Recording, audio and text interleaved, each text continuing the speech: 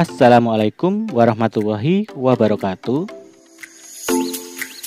Pembelajaran hari ini kita masih di budidaya tanaman hias, khususnya bagaimana cara menciptakan peluang usaha di bidang budidaya tanaman hias. Sebelumnya saya akan mengingatkan kembali tentang budidaya tanaman hias.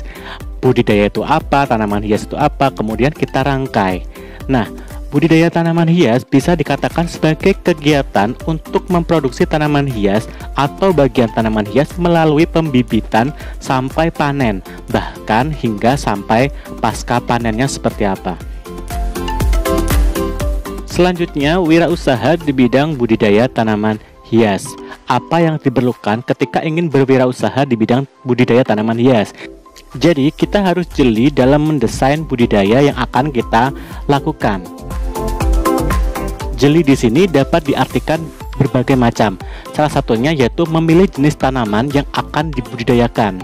Nah, perlu dipertimbangkan selera konsumen karena konsumen akan menyenangi tanaman hias yang saat itu menjadi primadona atau sedang tren.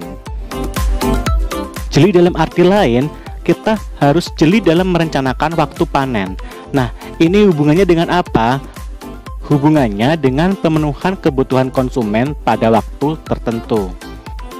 Karena kita tahu bahwa kebutuhan akan tanaman hias itu akan berubah-ubah.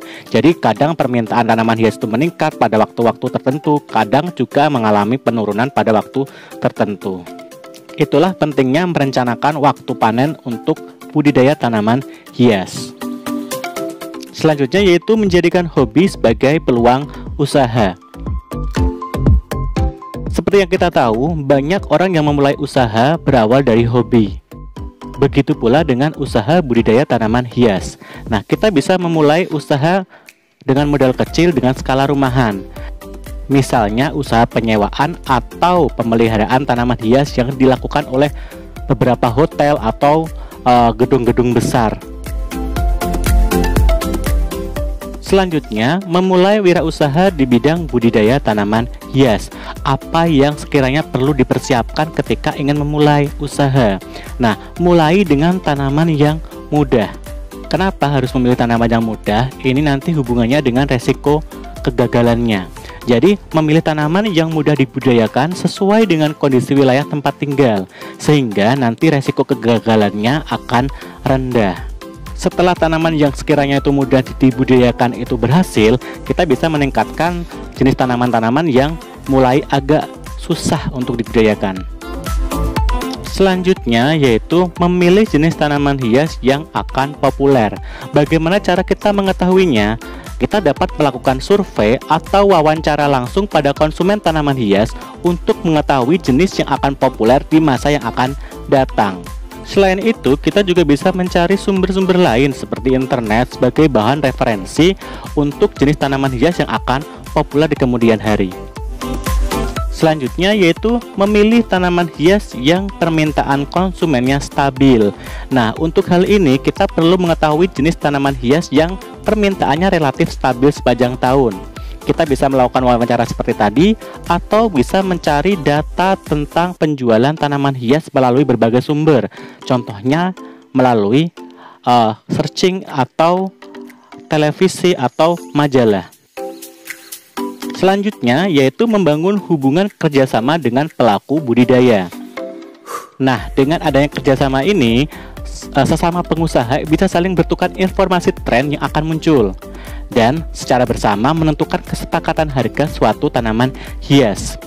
Jadi kita tidak perlu takut akan persaingan sesama wirausaha tanaman hias. Justru kita akan menambah pengetahuan tentang budidaya tanaman hias dengan cara bertukar pikiran dengan pelaku usaha lain. Selanjutnya yaitu membangun hubungan dengan pengepul tanaman hias. Untuk apa dilakukan? Dengan menjadi supplier, pemilik usaha tanaman hias tetap memiliki penjualan meski pasar sepi dalam hal penjualan tanaman hias karena bekerjasama dengan pengepul tanaman hias. Jadi akan menyetorkan hasil budidayanya ke pengepul. Nah, pengepul ini biasanya meminta harga rendah dari supplier. Namun, pengepul ini juga biasanya yang menciptakan tren. Jadi akan tetap ada kerjasama yang saling menguntungkan kedua belah pihak. Selanjutnya yaitu membangun kerjasama dengan pelaku usaha hilir. Nah, di sini kita sebagai pelaku usaha hulu. Misal, pelaku usaha pertamanan yang berkecimpung di pertamanan kota atau hotel akan memerlukan tanaman hias yang lebih banyak.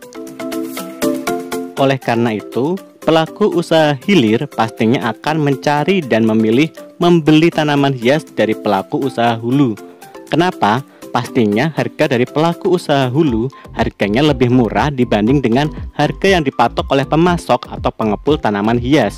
Apalagi jika pelaku usaha hilir tadi memerlukan tanaman hias yang cukup banyak. Kemudian, apa yang diperlukan untuk budidaya tanaman hias? Nah, kita perlu bahan-bahan sebagai berikut. Yang pertama, kita memerlukan benih atau bibit. Kemudian yang kedua, media tanam. Yang ketiga, pupuk. Yang keempat, zat pengatur tumbuh. Yang kelima, polybag atau pot. Yang keenam, sungkup. Yang ketujuh, mulsa plastik dan pestisida yang terakhir.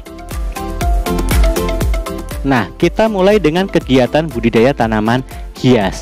Nah, perhatikan kesesuaian wilayah untuk tanaman yang akan dibudidayakan. Nah, misalnya cuaca, kondisi panas, suhu, dan lain sebagainya. Jadi tanaman akan mudah dibudidayakan. Pertimbangkan lamanya masa tanam dari tahap persiapan lahan atau medium hingga panen, pasar sasaran kemana produk hasil panen tersebut akan dijual, atau peluang tren produk hasil budidaya tanaman hias. Karena kita ketahui bahwa lamanya masa tanam setiap tanaman hias itu berbeda-beda, jadi perlu dipersiapkan atau dipertimbangkan sebaik mungkin. Selanjutnya, membuat rancangan proses budidaya yang akan dilakukan dimulai dari persiapan lahan hingga panen. Jadi kita bisa membuat skema persiapannya, mulai dari pengumpulan alat dan bahannya, kemudian setelah panen mau diapakan. Nah, lakukan pengamatan dan pencatatan secara berkala tentang proses pertumbuhan tanaman. Ini nanti digunakan untuk merencanakan waktu panen berapa lama. Setelah itu, lakukan evaluasi pada setiap tahapan hingga panen, sehingga penanaman berikutnya akan berjalan lebih baik dari yang sebelumnya. Kemudian, apa sih produk hasil budidaya tanaman hias? Nah, di sini ada tanaman hias pot dan tanaman hias potong. Nah, tanaman hias pot biasanya tanaman-tanaman hidup yang dijual bersama pot atau biasanya dijual dalam bentuk polybag. Nah, kemudian siap ditanam atau dipindah ke tempat lain. Untuk tanaman hias potong biasanya dibudidayakan jenis-jenis tanaman hias yang bunganya memang menarik, kemudian dijual dalam bentuk potongan bunga yang sudah mekar. Demikian yang dapat saya sampaikan. Selanjutnya kita kembali ke Teams untuk ikuti petunjuk selanjutnya. Terima kasih.